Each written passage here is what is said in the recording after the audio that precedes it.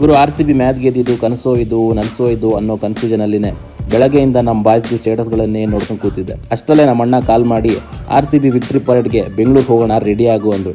ಇದನ್ನೇ ಒಂದು short and funny vlog ಮಾಡೋಣ ಅಂತ ಇನ್ನೇನು ಅಣ್ಣ ಎದ್ದು 18 ಸೆಕೆಂಡ್ಸಲ್ಲಿನೇ ರೆಡಿಯಾಗಿ ರೆಡ್ ಕಲರ್ ಶೂಸ್ನೇ ಹಾಕಬೇಕು ಅಂತ ಎಲ್ಲೋ ಬಿದ್ದಿದ್ದ ಶೂಸ್ನ ತಗೊಂಡು ಕೊಡವಿ ಹಾಕ್ಕೊಂಡು ವಾಚ್ ಕಟ್ಕೊಂಡು ಗೇಟ್ ತಗೊಂಡು ಬ್ರದರ್ಸ್ ಎಲ್ಲ ಹೊರಟೇ ಬಿಟ್ವಿ. ಹೆಂಗೂ ನಾವು ಆಲ್ರೆಡಿ ಲೇಟ್ ಆಗಿದ್ವಿ ಅಂತ ನಮ್ಮಣ್ಣ ಕಾರ್ನ ಫಾಸ್ಟ್ ಆ್ಯಂಡ್ ಫ್ಯೂರಿಯಸ್ 18 ಲೆವೆಲ್ಗೆ ಕಾರ್ನ ಬರೀ 140 160 ಸ್ಪೀಡಲ್ಲೇ ಓಡಿಸ್ತಾ ಇದ್ರು.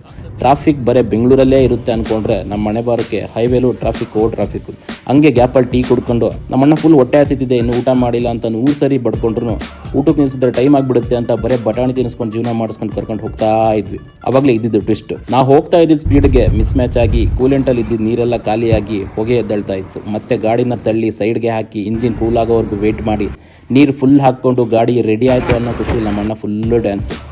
ಮತ್ತೆ ಹೊರಡೋಣ ಅನ್ನೋಷ್ಟೊತ್ತಿಗೆ ಆಗಲೇ ನ್ಯೂಸ್ಗಳಲ್ಲಿ ಜನ ಸಾಯ್ತಾ ಇದ್ದಾರೆ, ಹಾಸ್ಪಿಟ್ಲಲ್ಲಿ ಅಡ್ಮಿಟ್ ಆಗ್ತಾ ಇದ್ದಾರೆ, ಸಾವಿನ ಸಂಖ್ಯೆ 3, 4, 5 ಅಂತ ಕೇಳ್ತಾ ಇದ್ದ ತಕ್ಷಣ ವ್ಲಾಗ್ ಮಾಡೋ ಮೂಡೆಲ್ಲ ಹೋಯ್ತು, ಬೇಜಾರಾಗೋಯ್ತು. ವಿಡಿಯೋನು ಬೇಡ ಲೌಡನು ಬೇಡ ಅಂತ ಸುಮ್ಮನಾಗ್ಬಿಟ್ವಿ. ಇನ್ನೇನು ಹೋಗೋದೇ ಬೇಡ, ವಾಪಸ್ ಬರೋಣ ಅನ್ಸ್ಬಿಡ್ತು. ಆದರೂ ಹೋಗಿ ನೋಡಿದ್ವಿ, ಜನ ಜನ ಜನ. ಆ ಅರ್ಚಾಟ ಕಿತ್ತಾಟ ತಳ್ಳಾಟ ತಲೆನೇ ಕೆಟ್ಟೋಯ್ತು. ಫ್ಯಾನ್ಸ್ ಹುಚ್ಚರು ಥರ ಆಡ್ತಾ ಇದ್ರು, ಯಾವನ್ ಸತ್ರು ಯಾವನು ಕೇಳ್ತಾ ಇರಲಿಲ್ಲ. ಇದೆಲ್ಲ ಬೇಕಾ ನಮಗೆ? ಈ ಶೋಕಿ ಎಲ್ಲ ಬಿಟ್ಬಿಟ್ಟು ಹೂವು ಸೊಪ್ಪು ಮಾರ್ಕೊಂಡಿದ್ರೆ ಬದುಕ್ತೀರಾ ಅಂತ ಮುಖ ತಿಕ್ಕ ಮುಚ್ಕೊಂಡು ಅಲ್ಲಿಂದ ಸೀದಾ ವಾಪಸ್ ಬಂದ್ವಿ. ಬೇಜಾರಲ್ಲಿನೇ ಬಂದ್ವಿ. ನಾವು ಬೇಜಾರಾಗಿದ್ವಿ ಅಂತ ಐಸ್ ಕ್ರೀಮ್ಗೆ ಯಾಕೆ ಬೇಜಾರು ಮಾಡಿಸೋದು ಅಂತೇಳಿ ಪೋಲಾರ್ ಬಿಯರ್ಗೆ ಹೋಗಿ ಐಸ್ ತಿನ್ಕೊಂಡು ಬರ್ತಾ ದಾರಿಲಿ ಎಲ್ಲರೂ ನನಗೆ ಊಟ ಬೇಡ ಅಂದರು. ಜೈ ಹಿಂದಲ್ಲಿ ಸರಿಯಾಗಿ ಬ್ಯಾಟಿಂಗ್ ಮಾಡಿ ಬೆಳ್ಕರಿಯೋಕ್ಕೂ ಮುಂಚೆ ಮುಚ್ಕೊಂಡು ಮನೆ ಸೇರ್ಕೊಂಡ್ವಿ. ಸಖತ್ ಬೇಜಾರಾಗೋಯ್ತು ಫ್ಯಾನ್ಸಿಂದ.